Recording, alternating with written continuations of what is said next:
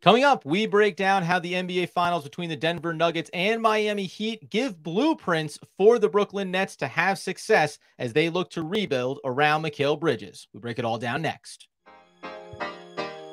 You are Locked On Nets, your daily Brooklyn Nets podcast. Part of the Locked On Podcast Network, your team every day.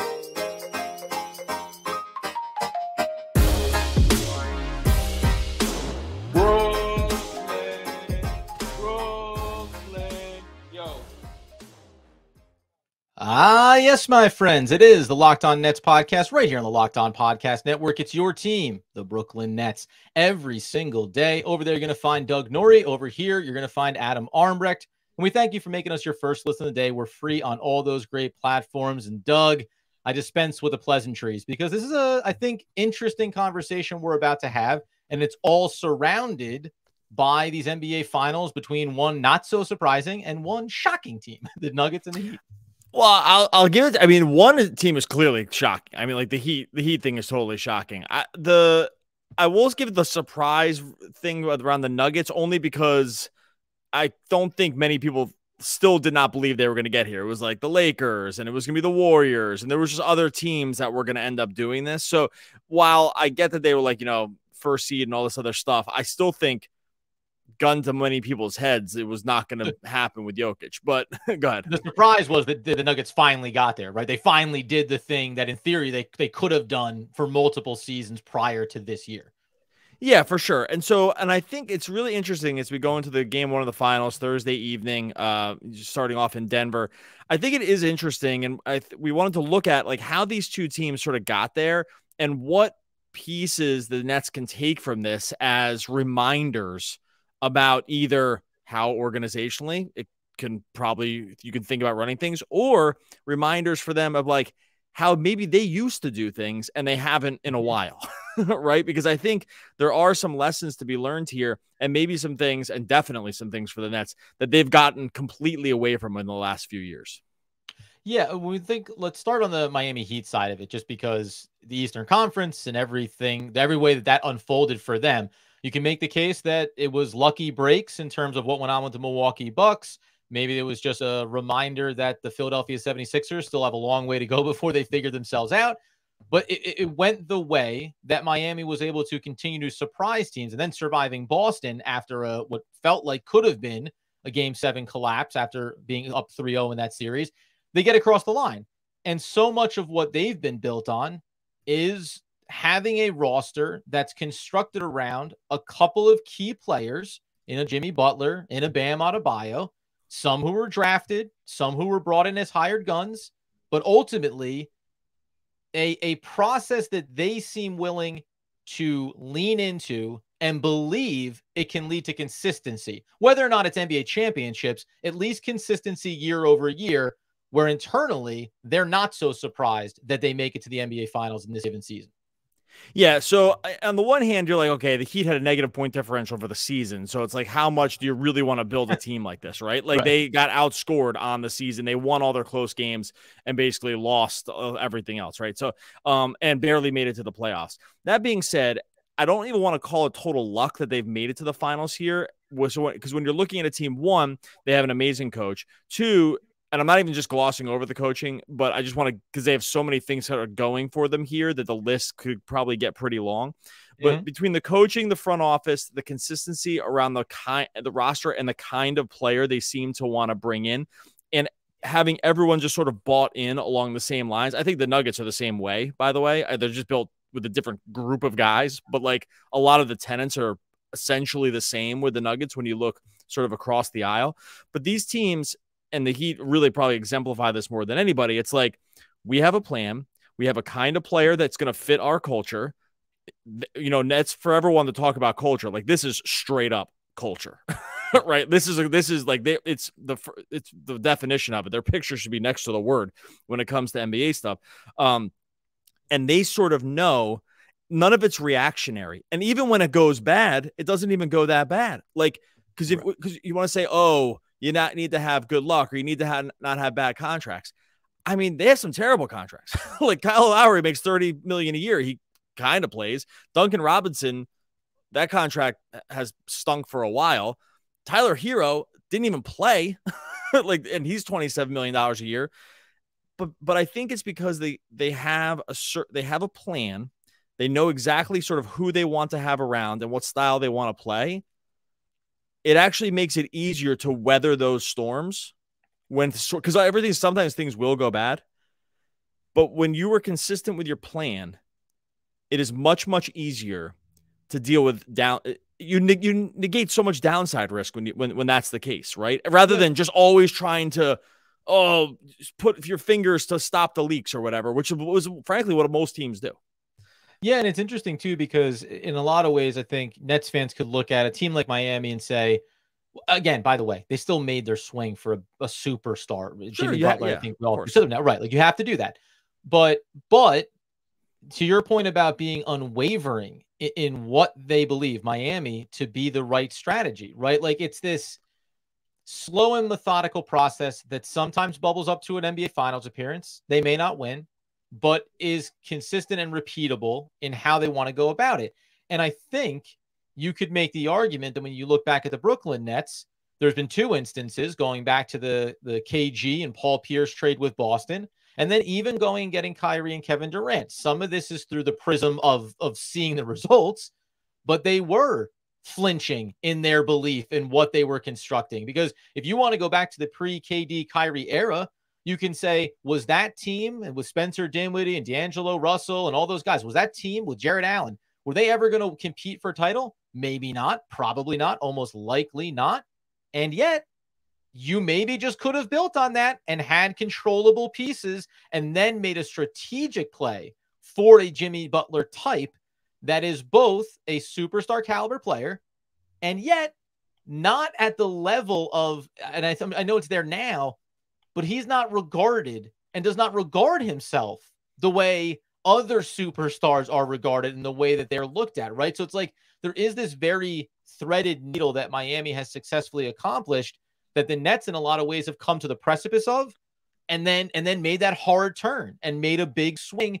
And sometimes it's just about whether or not those swings work out. In the Nets case, they haven't. In Miami's case, they almost always have. You can go all the way back to LeBron and the big three with Wade and Bosh, obviously, too.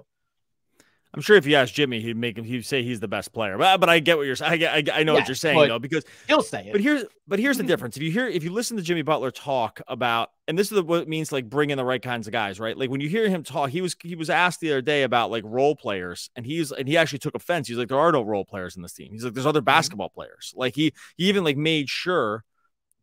It's so funny about like man, I could probably go off on this, but like, so funny to hear him talk about this stuff. And then like you go back 3 months ago in this season where Kevin Durant is complaining about having to play with the guys on his team and using them by name as like, don't like this guy. Not a fan of him. I mean, how bad does that quote look now? Like that quote looks so bad. That the quote looked bad at the time, and I think it was a little out of context, but still, like it looks even worse now because Butler's like basically playing with those guys. I mean, they have different names, but they're essentially the same, and everyone's willed each other to make the championship. And with Butler too, like if you look at like just sort of if you have a plan in place, you can even deal with mercurial talents. Like remember, like Butler was like basically was going to punch Spoelstra last year, right? But the difference is it's all okay because you have a plan, right? Like you have it's all okay because you have like marching orders around how you want to run your organization, so you can deal with this stuff. And just come out okay on the other side rather than be like, hey, we're mad. Well, guess what? Now Kenny Atkins is fired. You know, it's like, oh, we're mad. It's like, well, now it's time to trade Jared Allen, right? Like all these reactionary moves. It's just like the Nets have done were a case study sort of in how not to do it for a long time, and the Heat were a case study of how to do it. And coming up here in a second, we'll look over at the Denver Nuggets side and think about how these two teams in the finals, one organization has a lineage, a track record of being able to lean into how they do things. The other one in the Denver Nuggets is maybe showing that that's what they've been doing and trusting over these last handful of years. We'll dive in on Jokic and the Nuggets next. All right, before we get into that, I got to make a fast break to FanDuel. During these NBA playoffs and the NBA Finals, right now, new customers are going to get a no sweat first bet up to, wait for this number, $2,500. That's $2,500 back in bonus bets if your first bet doesn't win. They got all kinds of great stuff on FanDuel right now. One thing I'm liking here for game one of the finals. Now, right now, Denver's -9. That's tough. It's for game one of the finals. -9 feels like a massive number to cover. But if you think that Miami's going to keep it close because they've been fighting here, Jokic with the points plus assists at over 37.5. I'm really liking that one. I'm also going to go Butler points plus assists under 33.5. I think they're going to turn it off over to those aforementioned role players here. Just some of the stuff you can find for yourself over at FanDuel. There's no better place to bet all the playoff action than America's #1 sportsbook. Visit FanDuel.com/lockedon. Get a no sweat first bet up to $2,500. That's FanDuel.com/lockedon. FanDuel, official sports betting partner of the NBA. Okay, so the other team, not to be disrespected or disregarded, but I kind of knew as soon as you start talking Miami, you get rolling down the hill on that team. And by the way, this actually applies to both. Well, can I just say one thing? Sorry to interrupt you. I just want to say one thing about rolling downhill. I kind of just got mad. Like, because I want to talk about Denver, but I just want to put one pin on the end of that thing. Yeah. I started giving some examples. There's like 50 examples like this of the wrong thing to do it. And I found myself, we hadn't even talked about that. I just found myself, I was about to just unload my own floodgates here, being like, here are the 50 things that went wrong. So sorry. Anyway, let's go with the Nuggets. I didn't want to cut you off, but yeah. No. And by the way, because it's funny, we were talking about Jimmy Butler and you're mentioning the quotes that he has and cutting someone off and saying, no, it's just a bunch of basketball players, and that's what our team is built on. And that's the hair-splitting difference between a superstar with the right mentality versus the wrong one. And it doesn't mean that you can't accept certain things when it comes to players. But Nikola Jokic came out and said, I'm okay not being the best player on the team on a given night. And everything about him as a superstar has been that he's about winning. He's about the team. All he cares about is playing basketball, going home and seeing his family in the offseason, coming back, playing more basketball. And just like the Miami Heat, I said it there in segment one, this is an organization that had several opportunities over the last few years to maybe push a panic button, which a lot of organizations have done. The LA Lakers, by the way, they pushed the panic button and went all in on getting Anthony Davis. Now, right move to pair with LeBron? Sure. But then they also made the mistake of letting LeBron fill out the roster and then had to do enormous Herculean work at the deadline to make sure they could continue to make themselves a playoff team. The Denver Nuggets have just kind of methodically gone about with their core players, Joker, with Murray, with their head coach there, and then guy like Aaron Gordon, timely pickup, a player that went in Orlando. You looked at him and said, I don't know, man. I mean, where would you really put him? Turns out he's the perfect piece to add into that type of roster. And if at any point you got really antsy about it, you could make the case that Denver might have pulled the trigger on a trade with Murray to somewhere else. And that would have crumbled everything that they've been building towards and potentially an NBA championship. Oh, I mean, it's been reported they had an offer. They did not give the name, and I'm going to do a bad job of finding this real quick on the fly. But Malone was asked about it, and it was a player you definitely heard of, and it's good. They were offered like for Jamal Murray. And they said no, because it was like, no, we have a great thing here. Let's just stay the course. Like this, we're building something really good here. This is going to work long term. And that is looking correct, right? And we don't know who the player is and who knows how these other things work out. Jokic is so good and you always need these forces, right? You need these superstars it has to start there. You're never getting all the way on culture. You have to have superstars in your team.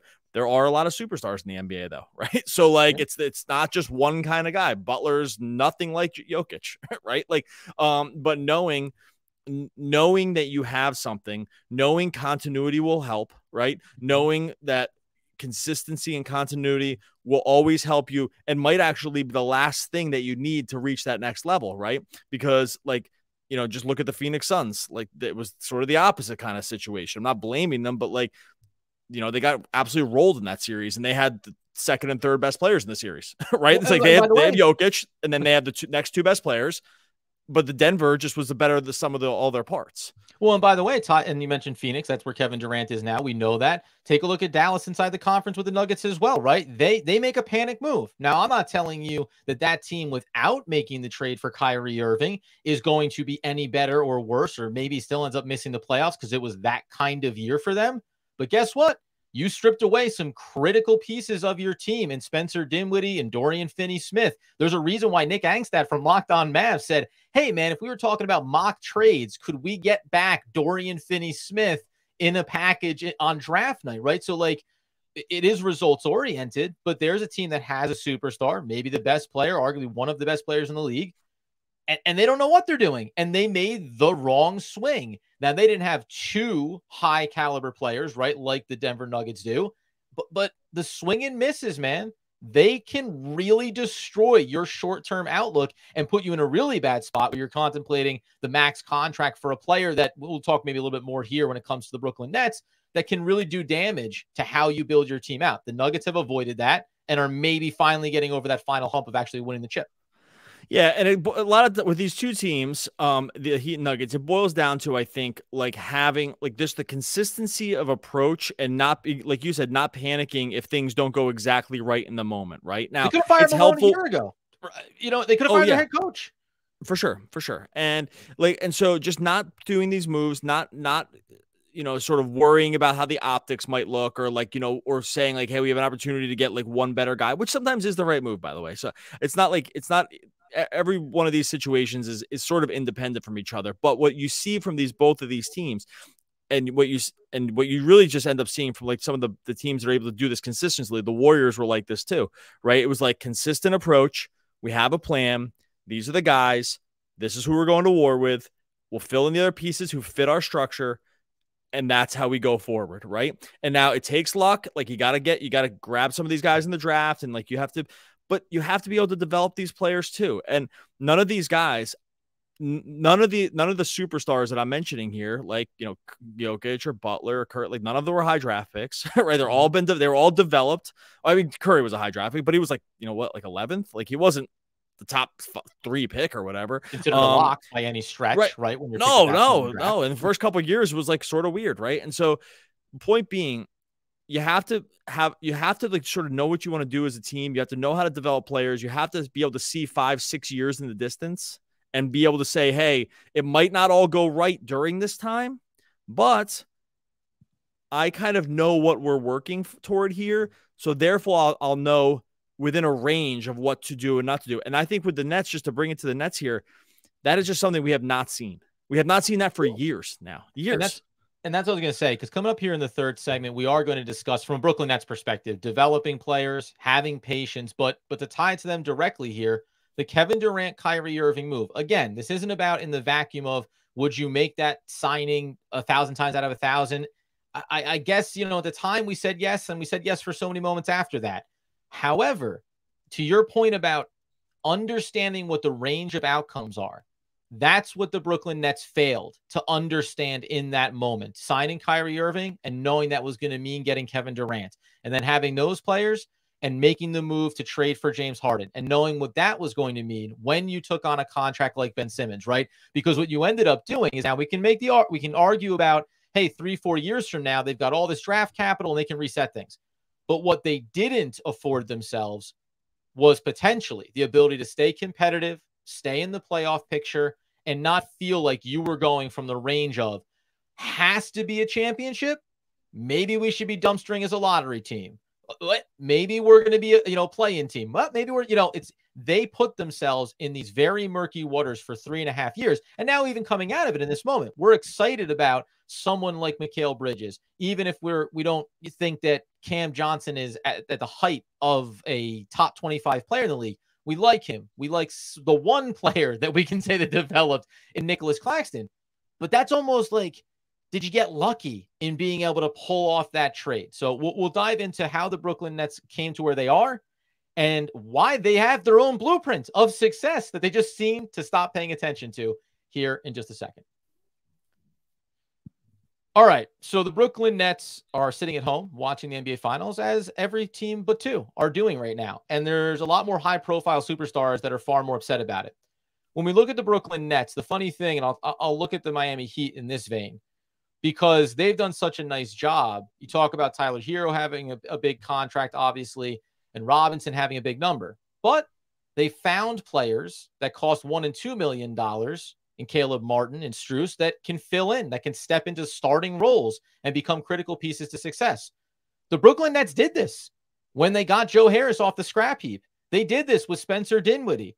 The problem is, or at least what it looks like, is their fatal flaw was signing Joe Harris to a contract after they squeezed the value. Like, I'll be curious to see what Miami does going forward when you look at those numbers and think, do we keep around guys that we maybe maximized value on and end up overpaying?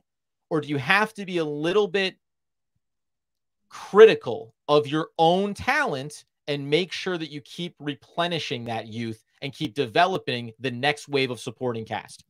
Yeah, and see, and it's funny about that. So I think, and this wraps in with the Harris thing, I think actually where the Nets went wrong here as compared to these other teams, they weren't wrong by signing Kevin Durant. You always do it. I don't even think they were wrong by signing Kyrie Irving, because no matter even what you thought of Kyrie, if you thought that was the only way to get Kevin Durant, then you do that too. Like, so I think Kyrie was the right guy anyway. So like, whatever. Where I think they went wrong is they actually didn't know what to do after that.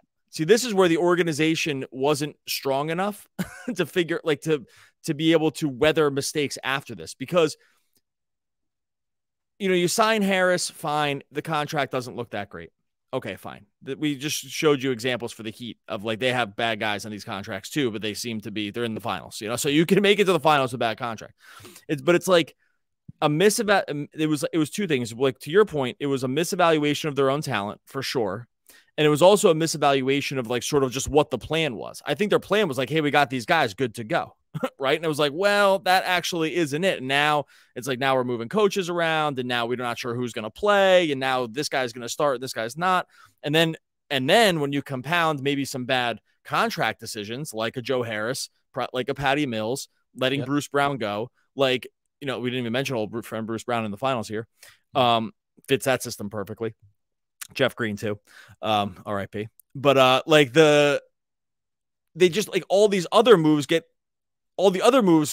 end up becoming just not good enough, and just sort of just like kind of just grabbing a pieces of paper and seeing what works, right? Because, like, the plan wasn't there. You have to have both things happen at once. You have to be able to talent evaluate and build your players alongside the superstars that you're able to lucky enough to bring in the door, right? They were good enough to build an organization where they could bring superstars in the door. They did not have a steady enough hand to deal with those guys once they were in the door. Right. And all of a sudden, and then that's where that's where all these death by 1,000 paper cut moves started happening. And that's kind of the reason I think they ended up here. So you're always going to have bad contracts, but you just have to know what your plan is going to be. Yeah. And now if I want to try to tie it into the Denver Nuggets, and it's a very different scale where the Nets are now and the players that they have now. However, if we want to now look at it in this short term for the Brooklyn Nets and say, so do they need to make the big swing and trade for Dame Lillard and trade for, you know, player X? We talked about Pascal Siakam the other day. Or do they need to push the full rebuild and be willing to jettison players for X, Y, and Z? Patience. Now, again, the Brooklyn Nets don't have Nikola Jokic. So this isn't like, just be patient. And eventually we'll talk about Mikal Bridges being the best player in the game. That's not going to happen. However, being patient now, riding out, and you talked about the other day about Ben Simmons, ride it out. It is what it is. The money's on the books. Yes, you'd love to get off of it, but no matter what, in 2 seasons, you know you're off of it. So ride that out. If you have young players like Nicholas Claxton, who they've developed, ride it out. Don't push the panic button here and jettison someone that you've invested years in now and feel like is continuing to show new layers to his game. The problem here becomes, you mentioned it, does Sean Marks, like he did years ago now, before the 2019 season, 2018, 2017, finding these players, D'Angelo Russell's a part of that too. Does Sean Marks still have that ability? Does he still have that evaluation eye to say, I can make some key pickups on the market and bring them into this fold? And it's funny because we'll end up talking about this on another episode.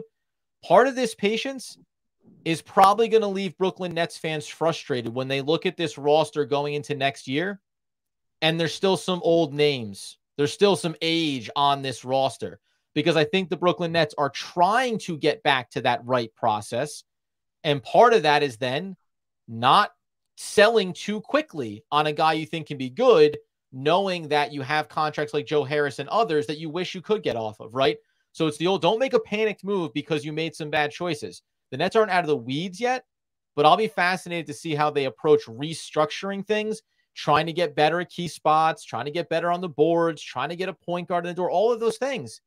But it's not going to happen overnight. So if you're not patient, you can actually end up crumbling yourself all the way down and really be a lottery team by 26, 27, 28 when you have all those picks. But you could actually be a lot lower, a lot quicker if you don't do this right. Yeah, it'll be. That's why this offseason is going to be fascinating to see what they do. I don't know what it's going to be. It can go a lot of different directions. I think I know sort of like what sort of directions I want it to go, and what not. Like I don't want it to involve like just like banking into like long-term contracts that might look really bad at the end. In terms of evaluating talent, I'm not sure where they stand with this. Like there's basically two rotation players on this team that they brought in through the draft. Nick Claxton. And I'm just like kind of counting Cam Thomas. Like, I guess you have to, right? Okay. So he was in the rotation. So count him. That's it. Those are the only two guys that they drafted that are. You want a little regular season Dayron? Right. Like I mean, those are the guys. That's the whole list. Yeah. And it's not like they send some of them out to get Harden. I would do that trade 100 times out of 100 too. So I get it. But I'm not sure where the talent evaluation is because there's been some hits. Royce O'Neal, fine, outplayed the contract. There's, obviously the Bridges thing was great. I think that was kind of no brainer. I think any GM kind of, sees that and probably does it. But I mean, the Simmons thing is that such an F- that I don't even know like if that's too high of a grade, right? And like the Mills thing is terrible. Some things are injuries here. It's hard to tell like where the Harris injury came into play. Anyway, my point is I'm not sure where they stand. It hasn't looked great in terms of patience and player development over the last couple of years. I think Marks has to build that resume back up. I don't think it's good enough to just point. At this point, it's just not good enough to point to the past successes because we are kind of pretty far removed from those.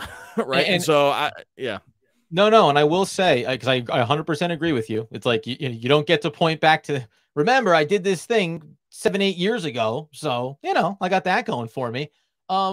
But also, if we think about the way Miami did it, so these combinations of these two teams in the finals we're talking about, remember, going into this draft, you have two picks. There's a lot of options they have there. Picking the right mold of player that you think is developable over a year or two, maybe behind some veterans that you wouldn't think should stick around this roster, that can be the path to success. But you have to hit on those, right? David Duke Jr., nothing to write home about him so far. Roquan Gray, second-round pick, but like hasn't shown up at the NBA level at any point. Took Drew Smith, comes out of nowhere and plays some random minutes. Like there is a very long list of players that Sean Marks has drafted or brought in, and he's missed on. By the way, a guy that we should make sure we mention here before we get the door, Yuta Watanabe was a hit. Going and grabbing him, and maybe you get to keep him around on a team-friendly contract. So the little whispers of success are there. It's just whether or not you can do it now when you have all of the restrictions of having had superstars on your team because the cap is a mess and none of that young developed talent, at least in this moment. So there's a very uncertain road ahead. I'd like to think Sean Marks can do it, but this has not been an uplifting episode. Yeah, but I mean, I'll just push back on that one because they dumped Kessler Edwards for cash, right? Well, I was reading that before. Kessler Edwards was like, and now again, we had our gripes about his game, but we also said all of the little things were there to think that he's the kind of guy you do develop and he can become that player. And in what felt like a panicked move, you didn't push to dump Patty Mills money to dump. It wasn't. Well, sorry, it wasn't a panic move. It was like let's get under the tax move. It was panic. It was panic about the bank account. It was like not panic about like it wasn't a basketball panic. It was like hey, this luxury bill is gonna kind of stink. So like let's get rid of it. But I'm saying like that's also bad process. Well, anyway, okay, let's get out of here. We were gonna hit some more draft stuff here. We're gonna hit some more draft stuff here. We'll be talking to NBA finals as we roll through here too. So it'll be really pretty fascinating finals, I think. So we got a lot of stuff coming here over the course of this week and next week. Make sure you are locked in to Locked On Nets on YouTube. We're climbing towards 6,000 subscribers. Let's get there. Let's get there before the season starts. I think that's gonna be that's a pretty easy. I like to make our goals nice and manageable, and that one is totally manageable. Yeah, 6,000. What's that? By the draft. That was going to be a little tougher, but if we really want to work at it, 6,000, we can get there by the draft. Anyway, let's go over and subscribe to Locked On Nets over on YouTube. Snake? What snake? I don't know what you guys are talking about. I don't see any snake. That's Beetlejuice from Beetlejuice. Coming back with Beetlejuice 2 here and coming down the pike. We will be back again tomorrow talking more Brooklyn Nets basketball.